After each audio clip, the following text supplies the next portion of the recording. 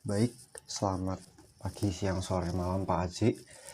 Di sini saya akan menjelaskan mengenai proses pembuatan dashboard saya menggunakan Power BI. Pertama di sini saya mau melakukan impor data dari data CSV. Nah, data saya itu berupa data inventory and supply chain. Nah, untuk proses pertama-tama di sini saya akan melakukan data preparation. Dan di sini datanya itu nggak ada error, nggak ada duplikat, jadi saya cuma mengubah nama kolomnya saja. Di sini saya melakukan transfer data, lalu akhirnya saya load untuk bisa saya gunakan untuk visualisasi. Nah, pertama-tama saya langsung ingin membuat measurement baru. Pertama, warehouse utilization, di mana rumusnya ada di sum warehouse inventory level dibagi dengan sum warehouse capacity. Lalu untuk measurement kedua adalah inventory turnover, di mana ini rumusnya divide sum COGS dibagi dengan average inventory.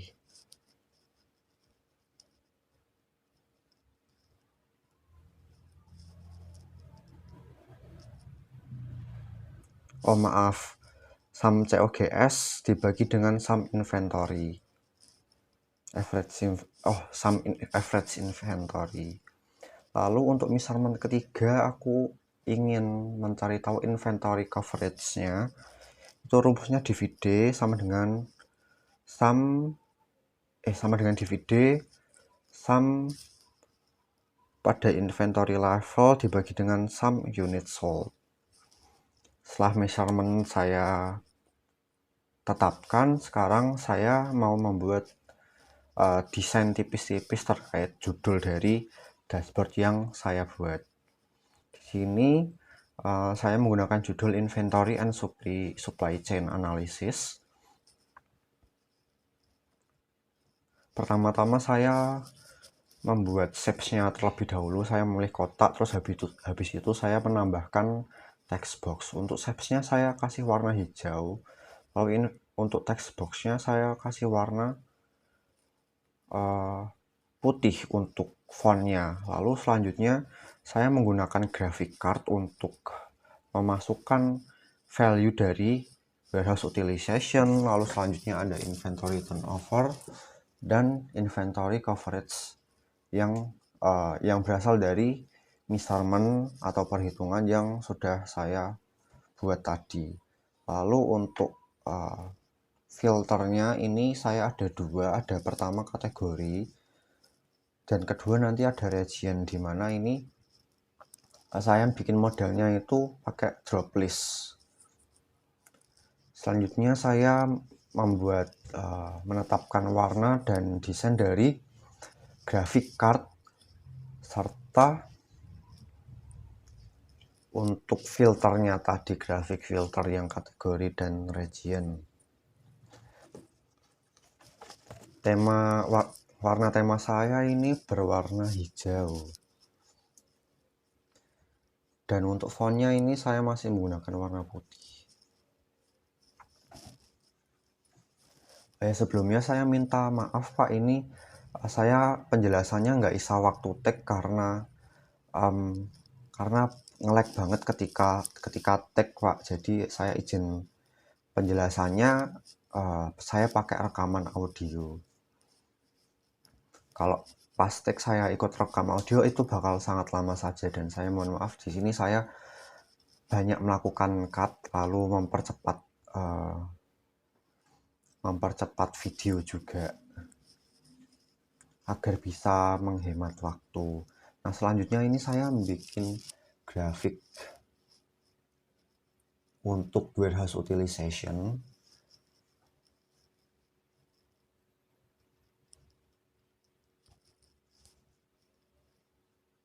Bila dibikin grafik akan seperti ini.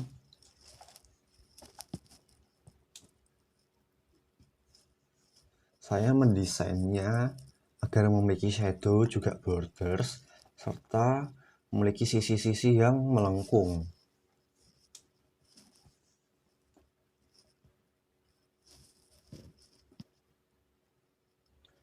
Selanjutnya saya membuat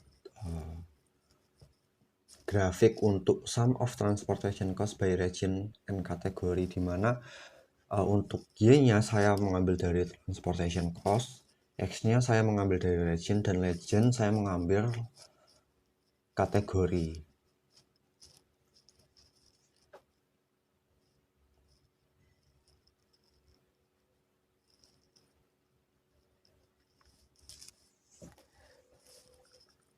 Untuk desain setiap grafiknya saya membuat shadow, border juga dengan sisi-sisi yang melengkung agar terlihat nyaman di mata secara visual, dengan warna-warna sesuai dengan tema, yaitu hijau army. Di sini saya membuat gradasi warna hijau army untuk masing-masing kategori.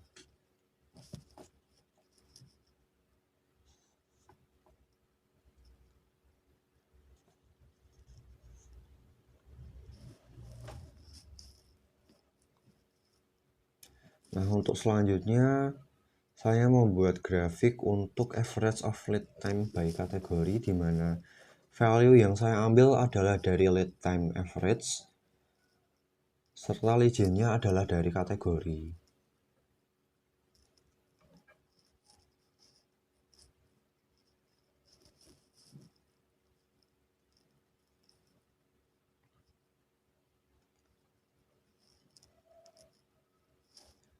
Untuk grafik selanjutnya ini adalah sum of unit sold by year, di mana Y yang saya ambil dari sum unit sold, dan X-nya saya ambil dari date by year. Grafik ini adalah grafik line chart. Untuk yang sebelumnya ada pie chart, lalu ada grafik balok, dan ada grafik setengah lingkaran. Untuk selanjutnya saya membuat grafik untuk count of backorder status, di mana X-nya saya ambil dari order status, Y-nya saya ambil dari count of backer, lalu legendnya adalah dari kategori.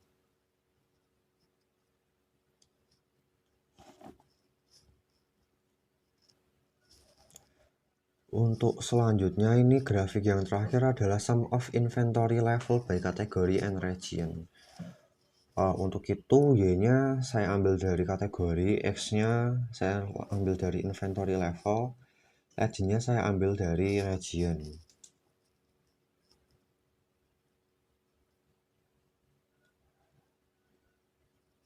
Berikut proses desain.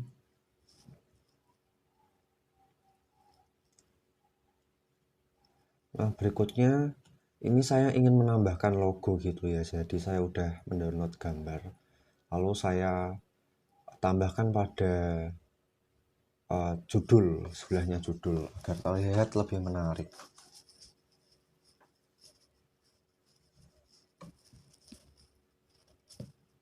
Nah, ini saya ngecek untuk filteringnya. Emang pertama-tama belum berhasil karena nge-lag. Cuman setelah itu saya cek lagi, oh masih ternyata bisa.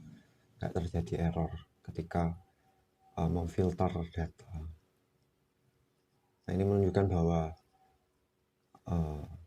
filtering datanya aktif.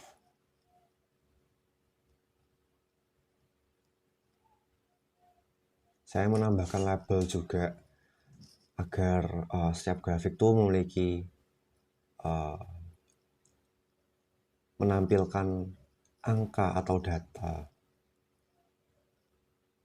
Nah, untuk warehouse utilization ini saya memasukkan targetnya. Saya max-nya 1,2 dengan minimal dengan target 7,5, 0,75%.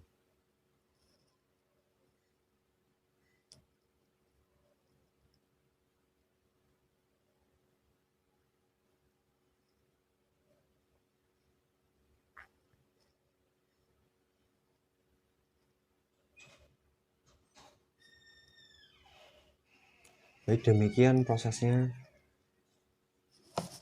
Baik, selanjutnya saya akan menjelaskan mengenai data-data yang ada pada dashboard saya. Pertama-tama mengenai warehouse utilization, di mana di sini ada dua grafik menunjukkan bahwa warehouse utilization ini berada di angka 0,34 atau 34%, sedangkan target dari pemanfaatan gudang adalah sebesar 75%. Di sini selisih target dengan yang terrealisasi ini cukup jauh, dan angkanya ini masih tergolong kecil, 34%. Nah, di sini mengindikasikan bahwa pemanfaatan gudang itu masih belumlah optimal, di mana masih jauh dengan target, dan ini berpotensi menimbulkan inefisiensi biaya. Lalu berikutnya adalah mengenai inventory turnover ratio. Di sini menunjukkan angka yang sangat tinggi, yang mana menandakan bahwa barang di gudang tuh cepat terjual. Namun karena sangat tinggi penjualannya, perputarannya, ini diperlukan pengendalian untuk mencegah risiko kecurangan, karena ya perputaran ini sangat tinggi gitu. Di sisi lain, mengenai inventory coverage ini menunjukkan rasio 4,74. Di sini berarti ketersediaan stok masih aman untuk memenuhi kebutuhan penjualan dalam jangka pendek. Selanjutnya adalah lead time by kategori, di mana di sini terlihat pada grafik bahwa kategori produk yang ada ini stabil atau seragam di angka yang tidak jomplang, tidak berbeda jauh gitu. Artinya bahwa kinerja pemasok dan proses pengadaan itu sudah berjalan dengan cukup baik pada perusahaan.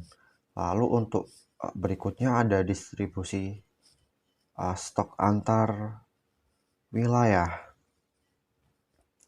Nah, untuk distribusi stok antar wilayah di sini sum of inventory level by category and region, di mana terjadi ketidakmerataan untuk daerah-daerah East, North, South, dan West, di mana untuk wilayah West dan North ini cenderung overstock. East dan North yang berwarna hijau tua, hijau gelap. Sementara untuk East dan South yang berwarna hijau terang ini berpotensi mengalami kekurangan stok.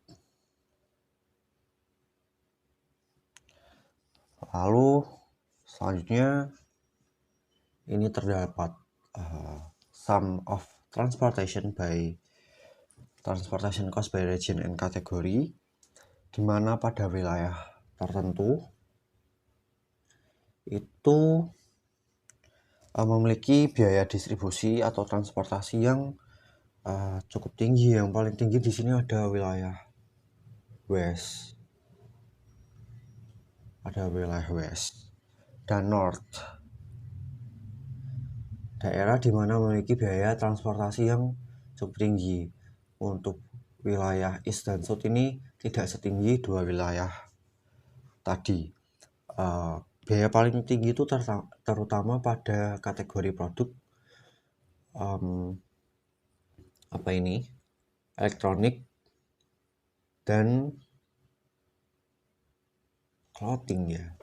Di sini biaya transportasi untuk elektronik dan clothing cukup tinggi, dan di wilayah North ini furniture cukup tinggi. Untuk wilayah West North sebagai wilayah dengan transportasi paling tinggi, urutan pertama ini untuk West ini elektronik, yang paling tinggi elektronik, ada juga furniture, lalu baru clothing. Untuk yang paling rendah berarti aksesoris. Lalu selanjutnya ini count of back order by order status and kategori, atau tingkat mengenai tingkat pemenuhan pesanan, di mana sebagian besar pesanan itu berhasil dipenuhi untuk semua kategori. Sedangkan produk order yang statusnya pending dan cancel itu jumlahnya sangat sedikit, tapi mesti perlu diperhatikan bahwa risiko pending dan cancel ini tetap selalu ada, dan harapannya angka-angka ini bisa diturunkan, karena tentu saja perusahaan tuh inginnya tingkat pending dan cancel itu serendah mungkin. Begitu. Jadi dari untuk tingkat unit sold untuk tahunnya, di sini terlihat bahwa memang di awal tahun 2020 hingga 2021 mengalami penurunan drastis, cuman setelah 2021 ke 2022 ini mengalami peningkatan yang cukup signifikan. Lalu setelah 2022 ini penjualan unit itu cenderung stabil dan sedikit mengalami peningkatan.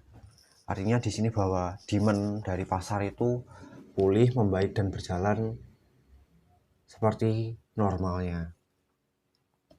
Nah, secara keseluruhan kinerja perusahaan, terutama mengenai persediaan dan rantai pasok, ini cukup baik, dapat dinilai cukup baik.